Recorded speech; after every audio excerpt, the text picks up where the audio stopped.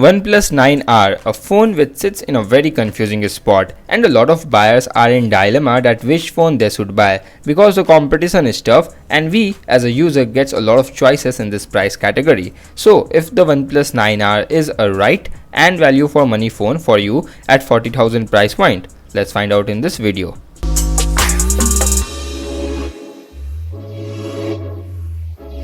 Starting first with the build and design, then I am a fan of this frosted matte black finish, and in design it's very minimal, which I like. Talking about the materials, then OnePlus didn't compromise and furnishes glass sandwich design with aluminium frame and Corning Gorilla Glass 5 protection on both front and rear. In-hand feel is very comfortable and it feels premium when you use the phone. And the weight of this phone is moderate with 189 grams, which also helps to make the phone more comfortable, and you will get a slight curve edge on the rear which improves the grip of the phone. So overall I can say that the design, in-hand feel and comfort is great in this phone and you are getting what you should deserve at this price.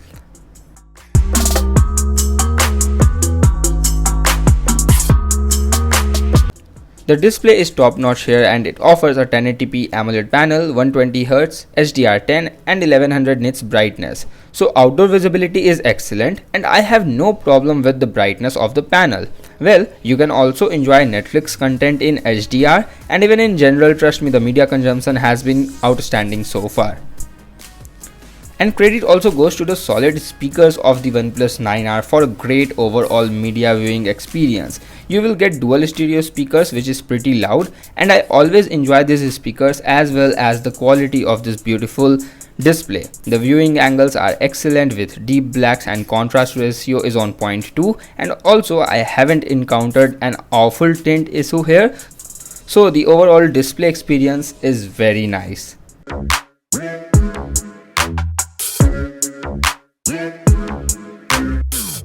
Performance is very smooth here and I can assure you one thing, that we can use this phone for the long term and this phone won't sweat when it comes to performance, even high-end performance. I mean, so far in my 70 days of usage it's been terrific. Maybe this phone doesn't give you a heaven-like gaming experience, but it isn't bad by any means. In fact, it's very good. I mean, I can play BGMI at max graphics settings without any frame drops and lags, but definitely you can play better with a Snapdragon 888 processor which is available at the same price point in other phones, and you may see 870 processor in more cheaper phones as well. So when it comes to processor to price ratio, definitely OnePlus 9R is not the best option, but it's still the great option to consider, at least in my opinion, mainly because of the software, because just a solid hardware will not provide you the same great performance in long run. You also need a great good supportive software. And I can definitely say that Oxygen OS of OnePlus will give you a great software experience even in long run, because now in OnePlus 8 and above series you will get 3 years of major Android updates and 4 years of security patches, which is actually a very good news. Now I know that many of you may say that the current Oxygen OS is not that great, especially when we compared it to 2-3 years old Oxygen OS, but see, the point is that it's still better than what other OEMs is providing you currently, especially the Chinese OEMs. Well, on the other hand, it's also true that nowadays it's hard to predict the future of the Oxygen OS, because we know that in coming future the Oxygen OS is going to merge with Oppo's Color OS, which might be a nightmare for a lot of OnePlus fans and tech enthusiasts, but for now I will still consider a neat and clean, ad-free and close to no bloatware experience of Oxygen OS over any other Chinese OEM's software. Alright, now coming back to the performance, so it's not always about the RAM and the processor. The software also plays a very important role when it comes to the long run performance, and I believe that OnePlus 9R will done the job even in the long run if everything will go smoothly by the software department of OnePlus.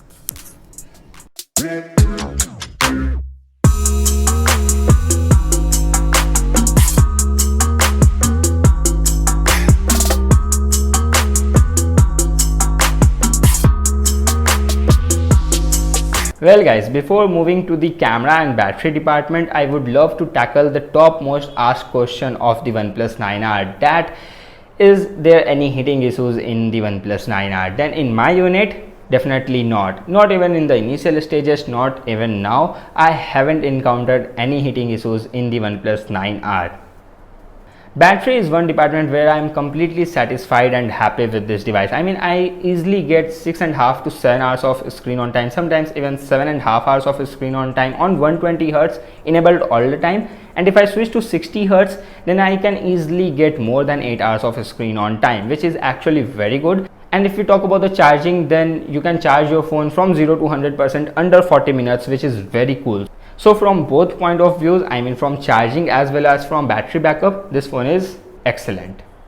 Now a lot of people are concerned about the camera of this phone. Then if I have to explain the camera of OnePlus 9R in one line, then I will say that the camera of the OnePlus 9R is very much similar to the OnePlus Nord, and the price of OnePlus Nord is between 25 to 30,000 rupees, and this phone costs you 40,000 rupees. So definitely it's little bit unfair, because OnePlus could have given us a better camera hardware, and also they could have worked more harder on the image processing of the camera, but they didn't. So overall in photos, this is not the best smartphone which you can get. I mean, in 30,000 range, in 40,000 range, you can get a lot of phones with better photos, but in videos this phone is, I guess, one of the best. Not in iOS world, not in Apple world, but definitely in Android world it is very good. I mean, I compared this with iQOO 7 Legend, so it's definitely better than iQOO 7 Legend, so it's definitely going to better than iQOO 7 as well, and also iQOO 7 is better than Mi 11X. So yeah, I mean, those have very equal type of quality, so it's definitely better than those phones. So I have no doubt when it comes to video quality, but yeah, when it comes to photo quality, you may get better image results in other phones, but still it's not bad by any mean. I mean, you can still click some decent photos. This phone starts struggling in the low light or even in the artificial light where the light is not sufficient, then this phone definitely starts struggling. But here are some photo samples of both Gcam and stock camera. One more thing, Gcam is not a game changer here in OnePlus 9R. I tried a lot of versions, but I haven't seen a lot of improvements. In most of the time, like 50% Gcam is better, but 50% stock camera is better. In very bright conditions, if you want to click human subject, then go with Gcam, and in little low light conditions, go with stock camera. So yeah, now let's see some photo samples.